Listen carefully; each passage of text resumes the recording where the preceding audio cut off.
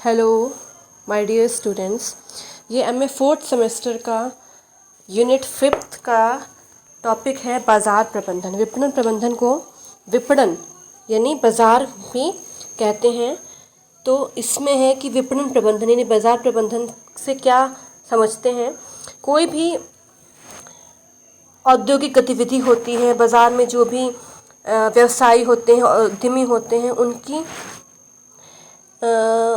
उत्पाद, अगर उन्होंने कोई उनका व्यवसाय, जिस प्रकार का व्यवसाय है, उनके व्यवसाय में जो उनका उत्पाद है उसमें कैसे वृद्धि की जाए, उनकी बिक्री को कैसे बढ़ाया जाए, यही विपणन प्रबंधन होता है। यानी हम बाज़ार जाते हैं तो हम क्या करते हैं कि हम देखते हैं कि कौन सा हमारे लिए सुटेबल है, कौन सा प्रोडक्ट, कौन सा उत्पाद, कौन सी वस्तु हमारे लिए सुटेबल है। तो जो बाज़ार के जो इतने औद्योगिक व्यवसाय हैं, उनमें जो उद्यमी हैं वो अच्छा प्रबंधक वही होता है जो ये अपनी बिक्री को बढ़ाए। और वो तभी बढ़ सकती है जब उसको मालूम हो कि जो उपभोक्ता है वो किस प्रकार का है, उसकी रुचियाँ कैसी हैं। तो यही चीज़ है इसमें कि बाज़ार प्रबंधन में यही है कि ग्राहक संतुष्ट रहना चाहिए, ठीक है, और लाभ भी हो और ग्राहक संतुष्ट भी हो, ठीक है। अगर एक मार्केट है, बहुत बड़ा मार्केट है, उसमें एक ही उत्पाद के बहुत सारे शॉप्स हैं, एक ही प्रकार के उत्पाद के बहुत सारे उद्यमी हैं, एक ऐसा उत्पाद है जो बहुत ही ज़्यादा मतलब वहाँ पर इसका उपयोगिता काफ़ी है, लेकिन अगर हमें तो जो उपभोक्ता होगा वो उसी शॉप में, उसी उद्यमी के पास जाएगा, व्यवसायी के पास जाएगा जहाँ पर उसको लाभ होगा। तो दोनों तरफ से लाभ होना चाहिए और उपभोक्ता को संतुष्टि भी होनी चाहिए। उसको लाभ का मतलब है, उपभोक्ता से लाभ का मतलब ये है कि उसको जो भी उसकी ज़रूरतें हैं वो पूरी हो, ठीक है, और उसको जो उसका बजट भी गड़बड़ाए ना, ठीक है। तो बाज़ार प्रबंधन यानी विपणन प्रबंधन, बाज़ार की जितनी भी क्रियाएं हैं उनको हम कैसे कंट्रोल करते हैं, कैसे नियंत्रण करते हैं, उनका हम किस प्रकार से देखते हैं, और उनको देखने के बाद उसको किस तरह से हम अपना ये उद्यमी के लेवल से समझा जा सकता है। कि मान लो फॉर एग्जांपल आप एक उद्यमी है, यानी आपने बाज़ार में आपकी शॉप है या आपका बहुत बड़ा बिजनेस है, तो आप किस तरह से अपने जो आपका जो प्रोडक्ट है उसको किस तरह से कंट्रोल करते हैं, किस तरह से उसको देखते हैं, कैसे आप उसको उपभोक्ता तक पहुंचाते हैं, ये सब उसमें बाज़ार प्रबंधन में शामिल होता है, ठीक है। बाज़ार की जितनी भी क्रियाएं हैं, कितनी भी एक्टिविटीज़ हैं, उसका कंट्रोल, उसका नियंत्रण करना ही बाज़ार प्रबंधन कहलाता है। इसमें बहुत सारी परिभाषाएं भी दी गई हैं, कई विद्वानों ने परिभाषाएं दी हैं, लेकिन हम कुछ ही परिभाषाओं के बारे में यहाँ पर डिस्कस करेंगे। जैसे फर्स्ट है कंडिक एवं स्टिल। इनके हिसाब से बाज़ार प्रबंधन जो नॉर्मल प्रबंधन होता है, मैनेजमेंट जिसे कहते हैं, प्रबंधन यानी मैनेजमेंट की एक ब्रांच, एक शाखा है जिसमें जो कि बाज़ार से संबंधित जितने भी लक्ष्य हैं, ठीक है, बाज़ार से संबंधित बहुत सारे लक्ष्य होते हैं, उनकी किस तरह से उद्देश्यों की पूर्ति के साथ साथ उनके संचालन में भी संबंध रखना, ये कहलाता है बाज़ार प्रबंधन। इनके हिसाब से कंटिक एवं स्टील के हिसाब से, यानी कि उनका उद्देश्य भी पूरा हो जाए, लक्ष्य की प्राप्ति भी हो जाए और उनका संचालन भी भली प्रकार से हो सके, ठीक है। तो ये सब बाज़ार प्रबंधन में आता है। फेल्प्स एवं वेस्टिंग के शब्दों में अगर हम प्रबंधकीय दृष्टि से देखें तो बाज़ार तक पहुंचना ही, ठीक, बाज़ार तक पहुंचना मतलब उपभोक्ता तक पहुंचना। जो भी व्यवसायी है वो अपना उत्पाद किस प्रकार से उपभोक्ता तक पहुंचाता है और उपभोक्ता के जितनी भी ज़रूरतें हैं, जितने भी लक्ष्य हैं, उसको पूरा किस प्रकार से करता है, ये है विपणन प्रबंधन फेल्प्स एवं वेस्टिंग के शब्दों में। अब हम बात करेंगे बाज़ार प्रबंधन की विशेषताएं कौन कौन सी होती हैं। तो बहुत ही आसान विशेषताएं हैं, जैसे व्यापारिक कार्य, ठीक है।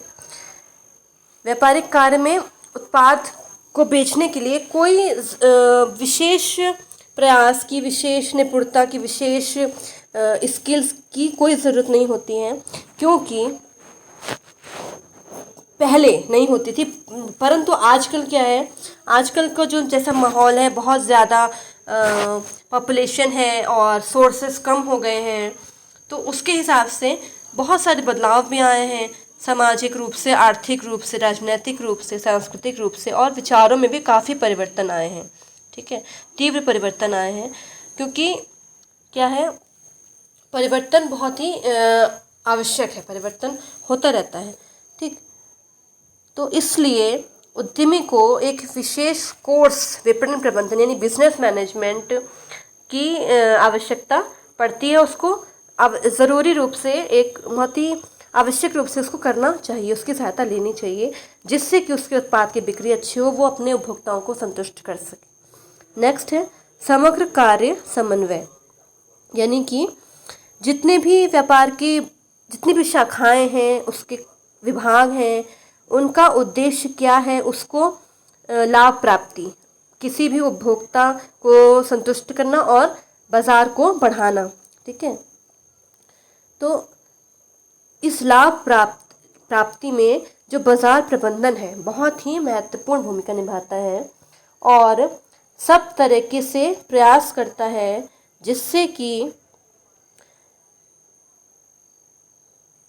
जितने भी विभाग हैं, शाखाएं हैं, इन सब का समन्वय, कोऑर्डिनेशन भी इसमें होता है। मतलब किस तरह से कोऑर्डिनेशन करके लाभ प्राप्ति की जाए, ये समग्र कार्य समन्वय में होता है। यानी कि फॉर एग्जांपल, यदि आपका कोई प्रोडक्ट है, ठीक, आप फॉर एग्जांपल आप किसी आपने कोई सोप का बिजनेस है, ठीक है, या मान लीजिए फॉर एग्जांपल प्रोडक्ट एक क्लॉथ का बिजनेस है, आपने कोई बुटीक खोला है, तो आप किस तरह से उसमें विभाग कौन कौन से होते हैं। मान लो फॉर एग्जांपल बुटीक आपने खोला, तो उसमें बहुत सारे विभाग होते हैं। बुटीक में सिलाई का अलग होता है, स्टिचिंग का अलग होगा, उसका फिनिशिंग का अलग डिपार्टमेंट होगा।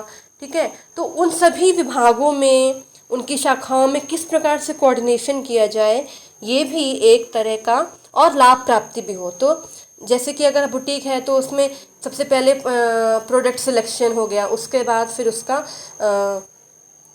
उसका जो सिलेक्शन के बाद किस तरह से उसकी फिनिशिंग, स्टार्टिंग में उसको साफ़ करना, क्लीनिंग करना, देन उसको प्रिपरेशन करना, कटिंग करना, स्टिचिंग करना, मतलब बहुत सारे प्रोसेस होते हैं, बहुत सारी अलग अलग शाखाएं होती हैं एक ही ब्रांच में। बुटीक से समझ लीजिए, बुटीक तो छोटा एक लेवल हो गया, उससे भी बड़ा लेवल जैसे कि जो क्लॉथ प्रोडक्शन होता है हाई लेवल में। ठीक है, तो उसमें बहुत सारी शाखाएं होती हैं, बहुत सारी ब्रांचेस होती हैं, प्रोडक्शन का अलग होता है और कटिंग का अलग होता है, स्टिचिंग का अलग होता है सेक्शन। तो उसमें उन सारे विभागों में किस प्रकार से कोऑर्डिनेशन करने के बाद उसको उपभोक्ता, जो बिजनेसमैन है या उद्यमी है, उसको किस प्रकार से लाभ प्राप्ति हो सके, यही समग्र कार्य समन्वय में आता है। ठीक है, फिर से सामाजिक कार्य।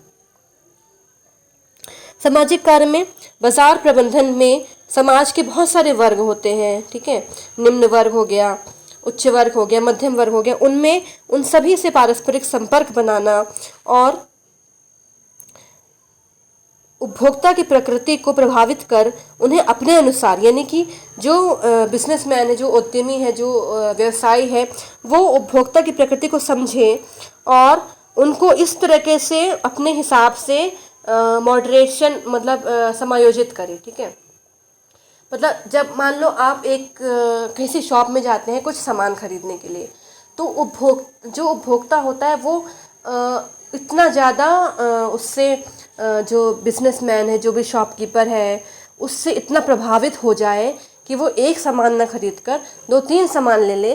तो इस प्रकार का जो व्यवसाय है, वैसा उसका ये सामाजिक कार्य में आता है कि वो अपने स्किल है, ये भी एक तरह का एक बहुत बड़ा कौशल होता है कि जो उद्यमी है, जो व्यवसायी है, बाज़ार में बैठकर किस प्रकार से हर वर्ग, समाज के हर वर्ग को प्रभावित करें, प्रभावित करने के बाद उसको अपने अनुसार ढाल दें। अगर वो चाहता है कि मैं ये एक सामान ना लेकर, एक वस्तु ना लेकर मेरी दुकान से बहुत सारी 4-5 चीज़ें ले जाए, तो वो अपनी बातों से, ठीक है, अपनी बातों से इस प्रकार से उपभोक्ता को प्रभावित करे कि वो एक वस्तु ना लेकर 3-4 वस्तु ले ले। तो ये सामाजिक कार्य के अंतर आ गया। जैसे आपने देखा होगा, फॉर एग्जांपल बहुत सारे ऐसे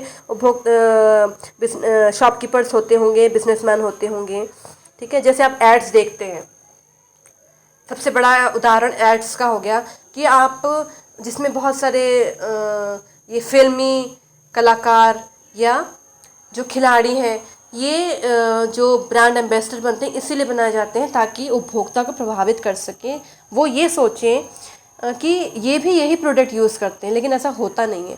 लेकिन हमको ऐसा लगता है कि जो ये ऐड में जो ये ऐड दिखा रहे हैं खिलाड़ी या फिल्म मेकर्स या फिल्म के बॉलीवुड हीरोज़ या हीरोइंस या खिलाड़ी, तो ये वही प्रोडक्ट यूज़ कर रहे हैं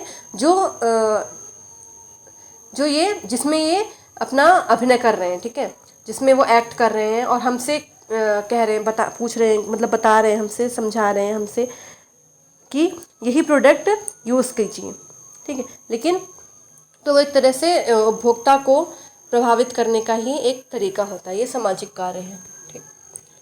फिर नेक्स्ट आ गया विश्वव्यापी कार्य।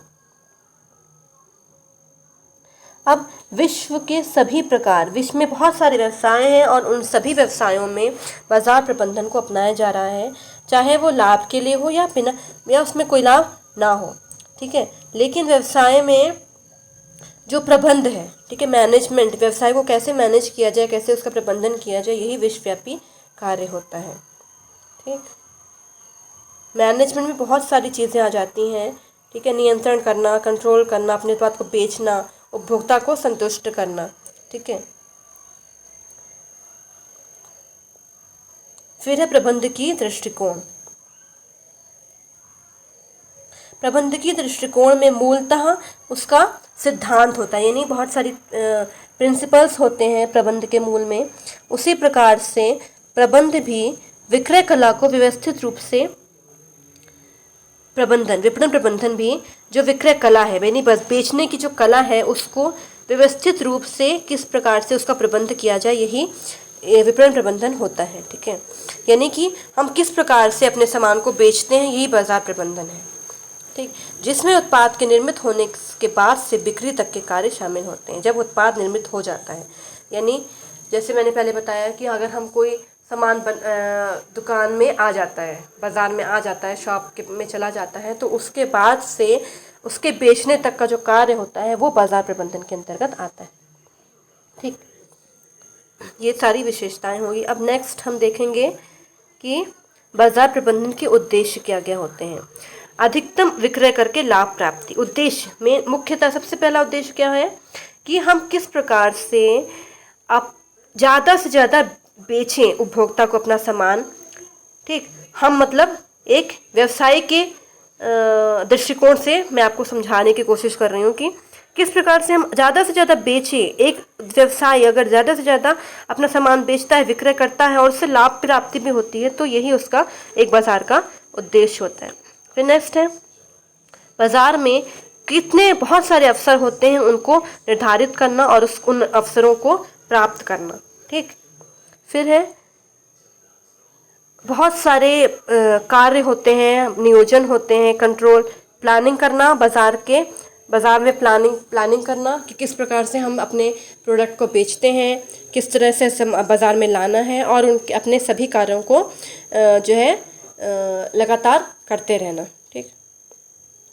एक तरह का नेतृत्व निर्देशित करना, बाज़ार में संगठन स्थापित करना, ठीक है। जैसे जो यूनियन लीडर्स होते हैं बड़ी बड़ी फैक्ट्रीज़ में, ये उससे संबंधित होता है, ठीक।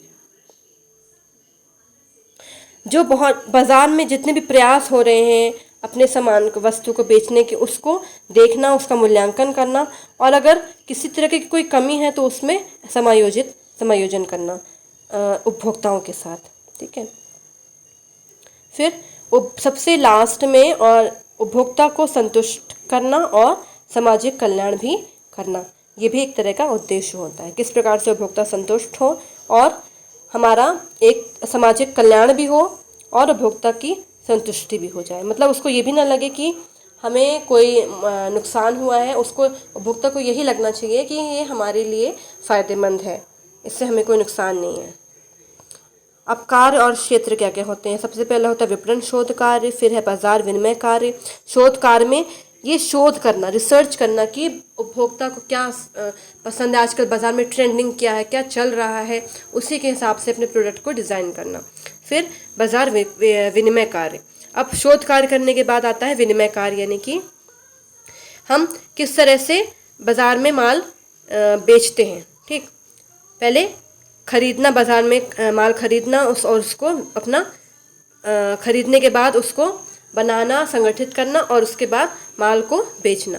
फिर भौतिक उपचारात्मक कार्य, इसमें आ जाता है आपका एक अलग तरीके का मानकीकरण, यानी जैसे हम जो स्टैंडर्डाइजेशन, जैसे कि हर प्रोडक्ट का एक स्टैंडर्डाइजेशन होता है, यानी कि उसका निरीक्षण किया जाता है, उसको ये देखा जाता है कि ये बाज़ार के नियमों के हिसाब से है या नहीं है, उसमें कोई कमी तो नहीं है। और मतलब स्टैंडर्डाइजेशन जैसे कि मानकीकरण, वो आपने वो पढ़े होंगे, बहुत सारे नियम सरकार की तरफ से बने हैं, जो कंज्यूमर प्रोटेक्शन एक्ट और स्टैंडर्डाइजेशन एक्ट, मोनोपोलीज एक्ट, इस तरह के जो एक्ट हैं वो उसके हिसाब से प्रोडक्ट अच्छा है अथवा नहीं है। ठीक है, फिर उसको भंडारण करना, उसको इकट्ठा करना एक जगह पर और उसके बाद उसको बाज़ार में बेचना। फिर नेक्स्ट कार्य होता है सुविधा विनिमय कार्य, यानी कि विक्रय कला, बेचने की कला, विज्ञापन, जो आपने टीवी में विज्ञापन देखते हैं, वित्त व्यवस्था, फाइनेंस कैसे करना है, बीमा, उसका किसी भी प्रोडक्ट का बीमा करना और मूल्य निर्धारण करना, यानी लास्ट में होता है कि उसका मूल्य क्या निर्धारित किया जाए जिससे उपभोक्ता को हानि भी ना हो और उपभोक्ता संतुष्ट भी हो सके। फिर लास्ट में है इसका महत्व क्या होता है। ठीक है, सबसे बड़ा महत्व होता है बाजार प्रबंधन का कि व्यावसायिक और जो औद्योगिक आवश्यकताएं हैं उसकी पूर्ति और उपभोक्ता को संतुष्टि प्रदान करना। ठीक, उपभोक्ता की क्या क्या आवश्यकताएं हैं बाज़ार की तरफ से, बाज़ार के लिए, प्रोडक्ट उत्पाद के लिए, उसको पूर्ण करना और उपभोक्ता को संतुष्टि प्रदान करना। फिर व्यक्ति के लिए उपयोगिता क्या होती है, बाज़ार की उपयोगिता क्या होती है, स्थान की क्या उपयोगिता होती है, समय की उपयोगिता, ज्ञान की उपयोगिता, ज्ञान में किस प्रकार से हम उत्पाद को प्रोत्साहित करते हैं और उसे प्रायोजित करते हैं। प्रायोजित यानी कि विज्ञापन किस प्रकार से हम देते हैं ताकि जो उपभोक्ता है वो प्रभावित हो। ठीक है, और उत्पाद को प्रोत्साहन मिले। फिर नेक्स्ट स्वरूप उपयोगिता फॉर्म, इसमें कच्चे माल जो होता है उसको निर्मित माल में कैसे परिवर्तित किया जाए, ये स्वरूप की उपयोगिता होती है। ठीक, तो ये सारे महत्व और उपयोगिता, ये आपका बाजार प्रबंधन का जो यूनिट है, जो एक टॉपिक है, वो आपका कंप्लीट हो गया है। ठीक है, अब नेक्स्ट क्लास में मैं जो संकट प्रबंधन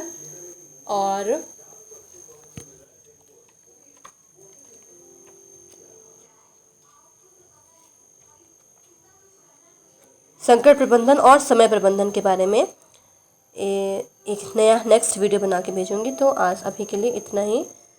थैंक यू।